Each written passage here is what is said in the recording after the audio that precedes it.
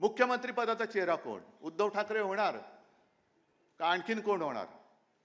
मी आज सगळ्यांसमोर स्वच्छ सांगतो की पृथ्वीराजजी तुम्ही आलात, पवार साहेब तुम्ही आलात, तुम्ही आत्ता तुमच्यापैकी कोणाच्याही मुख्यमंत्री पदाचा जाहीर करा. उद्धव ठाकरेचा त्याला पाठिंबा असेल. या जाहीर करा. मला आता जाग आली की आपण काहीतरी केलं पाहिजे. म्हणजे आता ते डुबक्या मारून बघतात की पवित्र होता येईल का.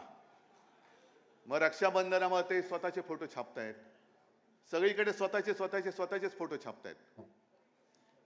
तुम्हाला जे काय आज मी बोलवलेलं आहे, आम्ही सगळ्यांनी बोलवलेलं आहे, पुढच्या ज्या काही गोष्टी करायच्या त्या तुम्हाला करायच्या आहेत. आम्ही तर आहोतच. पहिल्या प्रथम आपण सर्वांनी एक शपथ घेतली पाहिजे की कोणत्याही परिस्थितीत मी किंवा महाराष्ट्राचं हित, माझ्यापेक्षा महाराष्ट्राचं हित आम्ही जपू. मला उमेदवारी मिळाली नाही मिळाली तरी चालेल, पण ह्यांना खाली खेचू. आणि साहजिकच आहे, आपल्यात काड्या घालणारी लोक आहेत, युतीमध्ये बसलेत. त्यांच्या मुख्यमंत्री पदाचा चेहरा कोण? उद्धव ठाकरे होणार का आणखीन कोण होणार? मी आज सगळ्यांसमोर स्वच्छ सांगतो की पृथ्वीराजजी तुम्ही आलात, पवार साहेब तुम्ही आलात, तुम्ही आत्ता तुमच्यापैकी कोणाच्याही मुख्यमंत्री पदाचा जाहीर करा. उद्धव ठाकरेचा त्याला पाठिंबा असेल. या जाहीर करा. कारण मुळामध्ये मी माझ्यासाठी लढतो ही भावना माझ्यात नाहीये. ज्या क्षणी मी मुख्यमंत्री पद सोडलं, ते पुन्हा जे काही लढतोय मी माझ्या स्वार्थासाठी नाही लढत, माझ्या महाराष्ट्राच्या स्वार्थासाठी लढतोय.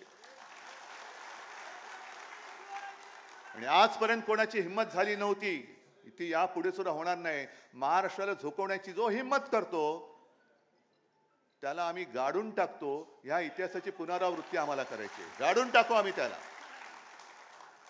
त्याच्यामुळे हे जे काय चाललंय, मुख्यमंत्री कोण होणार तर आत्ता जाहीर करा, या सगळ्यांच्या समोर जाहीर करा. आणि मी तुम्हाला पाठिंबा देतो की नाही ते होऊ द्या, सगळे चॅनेलवाले करून टाका जाहीर.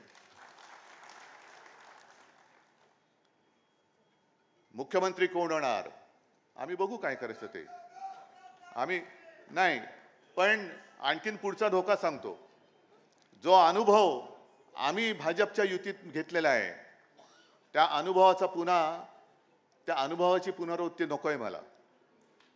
आम्ही 20 वर्ष, 25 वर्ष, 30 वर्ष सेना भाजप युती, मग जागा वाटप व्हायचा, मग अशाच बैठका व्हायच्या आणि त्या बैठकांमध्ये जाहीर केलं जायचं की ज्याच्या जागा जास्त येतील त्याचा मुख्यमंत्री. आणि हेच धोरण हे आम्ही एकमेकाच्या पायावरती धोंडे पाडण्यात टाकायचो. कारण तुझ्या जास्त जागा आल्या तर तुझा मुख्यमंत्री होईल, मग तुझी जागा मी पाडणार, माझी जागा तू पाडणार, तो आपली जागा तो पाडणार. म्हणजे पाडापाडीच्या राजकारणामध्ये युतीला काय महत्व राहिलं? ज्याच्या जागा जास्त होतील नाही, आधी ठरवा आणि चला पुढे. मला काही हरकत नाही त्याच्यामध्ये, ठरवा आधी, पण या धोरणाने जाऊ नका.